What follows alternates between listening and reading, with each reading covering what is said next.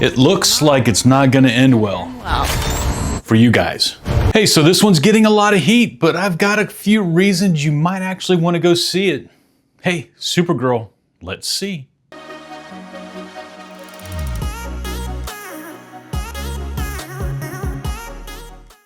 Hey everybody, welcome back to the Let's See show. This week we got to see Supergirl, directed by Craig Gillespie, starring Millie Alcott, David Cornsweet, Eve Ridley, and Jason Momoa. So in this 1 hour and 47-minute story, we follow Kara Zor-El, a young Kryptonian carrying the weight of a legacy she didn't ask for.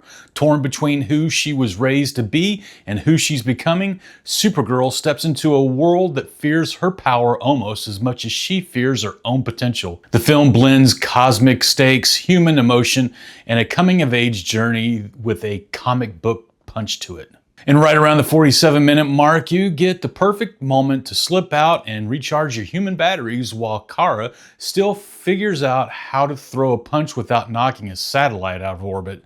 Step out quick, she's about to take flight in a way you don't want to miss. I love how the movie starts out. Just a girl and her dog. Simple but relative. The villain doesn't feel like a world-ending monster, more like something a teen girl could actually face at this stage of her journey. And who doesn't like quotes? You know, I love them. One of the quotes in there is, "Not my monkeys, not my circus." That's still one of my all-time favorites. The cinematography is colorful, vibrant, straight out of a comic book. The fight scene set to dancing cheek to cheek is a fun touch. The movie moves fast and it wastes no time at all. Jason Momoa as Lobo? Perfect. Way more believable than Aquaman. It's interesting seeing how Kara and Jor-El's personalities were shaped by their early experiences and how they were raised. The score gives the movie a ton of energy, not that it even needed it. Now, stepping out of the theater and taking everything to account, it is a James Gunn film, and it has a James Gunn feel. The tone, the humor, the look, it fits the universe he's building for DC right now. And again, I really believe this movie is made for a certain age bracket. This isn't your Christopher Nolan Batman or your Zack Snyder's DC universe. Millie Alcott does a really good job here. She nails the girl trying to figure her way. Most other Supergirls feel a bit older, more like superwomen. And I'm not a big fan of Ruthie. She felt like a Greta Thunberg copy. It's just my opinion. Krim isn't a Thanos-level villain. And that's intentional. Kara isn't at that stage of her life where she could take on a world-ending bad guy. The cinematography, the colors, the comic book feel, the sound design, it all works. And the runtime of 1 hour and 47 minutes is exactly right. This movie does not need to be a 2.5 hour movie. It gives you what you need and the time it needs. The theme of learning who you are through hard decisions is strong, fitting for a teenage-focused story. If you're craving a more grown-up superhero vibe, that'll have to wait until another director or producer put their own stamp on things, because James Gunn is building a universe that reflects his own voice. The movie deserves the big screen for sure. The colors and the comic book to real-life look, it's a win.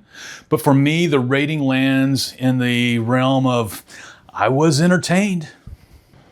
And you know, all of that reminded me of Isaiah 40:29. He gives power to the faint, and to him who has no might, he increases strength. Supergirl isn't a story about someone who feels unstoppable. It's a story about someone who feels the weight of legacy she didn't choose. Kara spends most of the movie trying to figure out who she is, what she's supposed to become, and whether she's strong enough to carry the expectations that come with her name. It's a reminder that strength doesn't show up when you feel powerful. It shows up when you're worn down, overwhelmed, and unsure of your place in the world. It shows up when you're standing in the middle of something bigger than you, trying to decide if you're going to rise or run. That's Kara's whole journey. Discovering that courage isn't the absence of fear, it's choosing to stand anyway, even when the weight on your shoulders feels bigger than you are.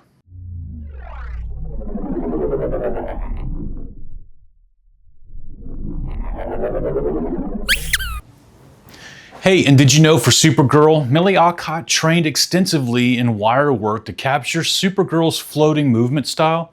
The film uses a colder, alien-inspired color grade to separate it from the traditional Superman films.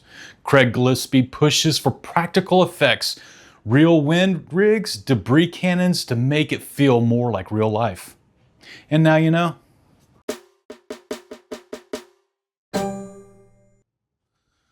Hey, and don't forget about the sneak peeks. The whole reason we show up early. This week was a little bit different. So starting off, we got to see the trailer for Clayface coming out October 23rd, The End of Oak Street, August 14th, Digger, October 2nd. And this is where the surprise comes in. It's a TV show during the sneak peeks.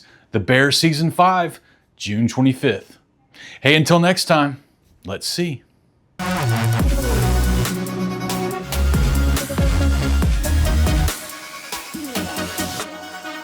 Aren't you the ditz from that dive bar? Funny. That's what I've been calling you. Touche.